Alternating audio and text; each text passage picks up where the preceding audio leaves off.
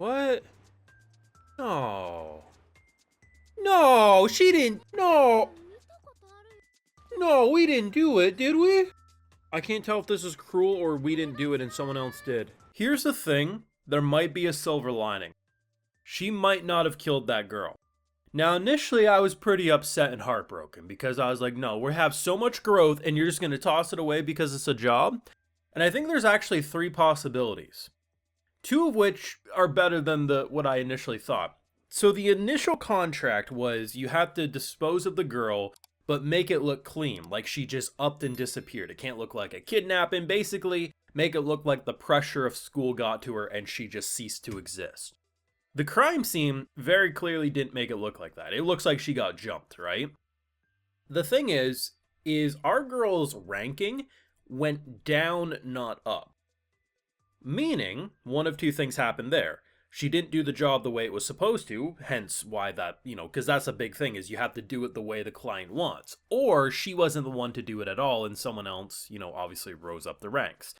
If they go the route that she didn't take the job, that does show a sign of growth that she didn't want to, specifically target someone she now had a connection with, and she's actually growing and becoming a better person. Which is quite likely. What I'm hoping actually happened was that she took the job, because that job was going to get done no matter what. Whether she took it or not, that girl was going to die. If she took the job and basically, helped her hide. So, obviously we made the scene a little more, intense. So that doesn't go exactly the way it was supposed to. It looks more like a crime scene rather than a disappearance. If she helped her hide, that would prevent other people from trying to kill her, but also would save her life and, make her feel a little better. That is a possibility. Or it's what I think happened initially, which is she did it. And maybe the reason the scene was messy was because she didn't want to do it. The show's been dark enough to basically say any of those could be possible. The only thing that gives me a little hope, more than usual, is the fact that this girl wasn't turned into leaves in the ending, which is what always happens when we kill someone. So, one of 3 things. 2 of those options shows massive growth for our character not being an evil psychopath like she's been up to this point, and 1 makes her irredeemable. Which one are they going to commit to? I don't know, but I thought the worst thing about this episode was that the boobjitsu was gone.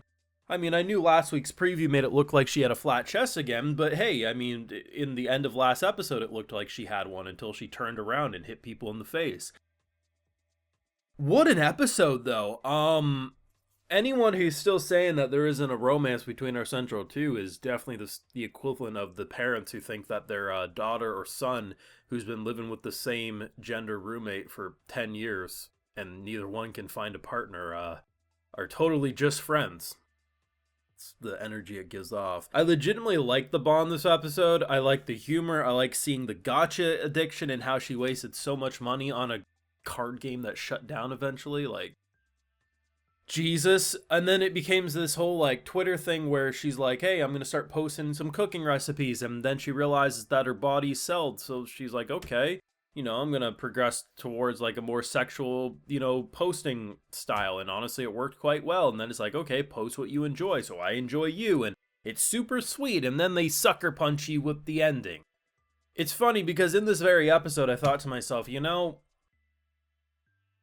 feel like we're gonna build into she's gonna get a target that's close to her, and she's not gonna want to do it, and it's gonna show this massive sign, and then they make it so ambiguous that it's hard to say for sure. I actually think, though, once emotions calm down and I double back, I read the contract, and the contract was so stupid. It was some mom who's like, this girl's getting in the way of my son's exam scores, grr, so I'm gonna kill.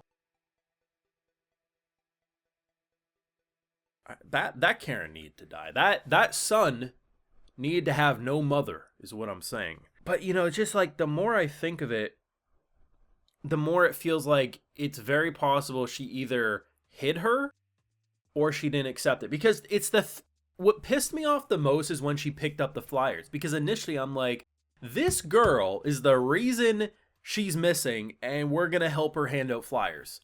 But if we went the route of she didn't do the contract, and obviously not doing the contract, someone else doing it, even if it was more messy, would probably bump her down and bump someone else up.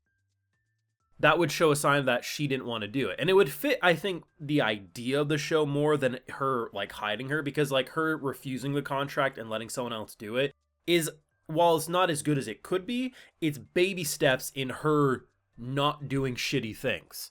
The hopium in me is that she hit her, because then that girl has a second chance at life.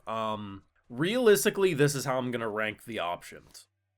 My current assumption is she turned down the job, someone else took the job, killed her, it was messy, and that's why she handed out the flyers, okay? Second, she killed her, and she feels guilty, hence the flyers. And third, she hit her. I want to say third is, like, the hiding thing is, like, the second most likely, but I don't think so. I think it's a toss-up between she turned it down or she did it. If she did it, pissed, man, beyond irredeemable.